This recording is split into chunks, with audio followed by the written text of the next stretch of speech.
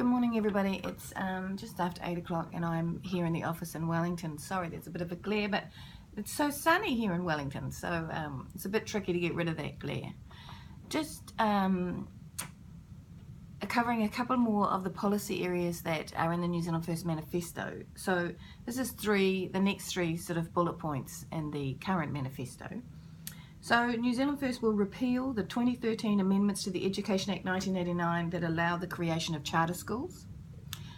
We will abolish national standards in their current form and work with the sector to establish robust assessment measures for individual students and to identify nationwide goals for primary education.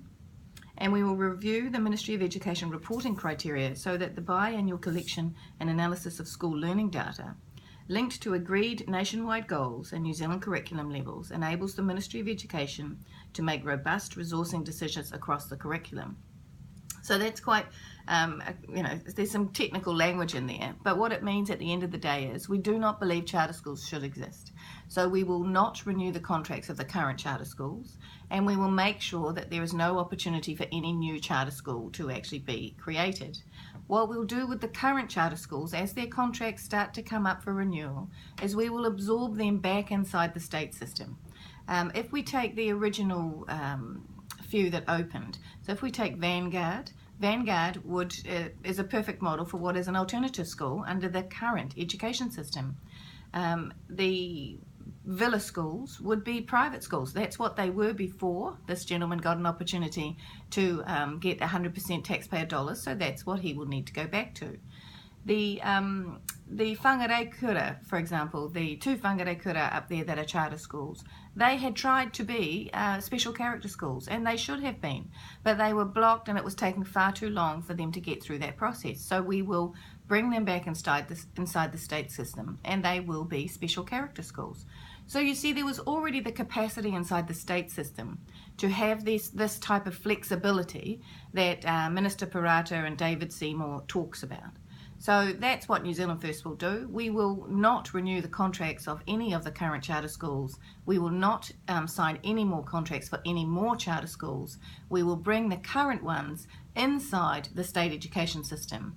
And those the successful practices that they may be doing inside there will be spread throughout the sector. And under New Zealand First, of course, the whole sector will return to a more high trust model. Because we will have that nationwide conversation to set the markers of success that we all agree on for our young people, and then New Zealand First will actually get politicians out of the classroom. A politician's job is to resource the experts that teach our children.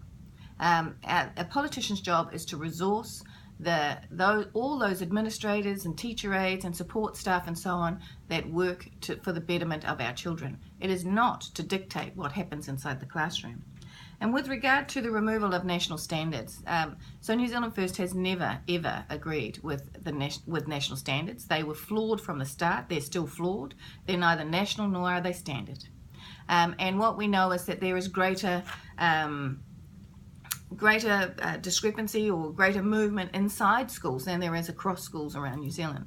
So once we have that nationwide conversation and decide what does success look like, and how are we going to go about assessing when our young people are are being successful inside our schools, and we would suggest that would lean more heavily on formative assessment, so continual assessment about that individual rather than summative assessment, which is a test on a day or a single marker point to decide whether they've made it on that day. There is no need for national standards, and we believe that the 2-year progression assessments progressions that were already inside the New Zealand curriculum were more appropriate, are more suited to the human capacity to learn. Human beings tend to learn and then plateau for a while, and then learn and plateau for a while. And also everybody moves at their own pace. Those 2-year progressions, with regard to how much knowledge and how much learning is taking place, similar to the growth charts that are in the Plunkett book that you and I and all those people who've had children will know about. Now, we don't expect our 5-year-olds to be at a certain height, everybody across the country, on the same day. So why we would expect learning to be that way, we have no idea. And the last one is really around the collection of data, and again, it comes back to that nationwide conversation that, first of all, let's set the markers of what is success for New Zealand children.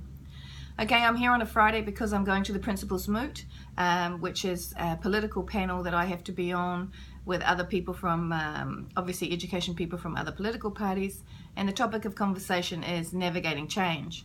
So it'll be an interesting one, and I'll be there around about 1 o'clock today.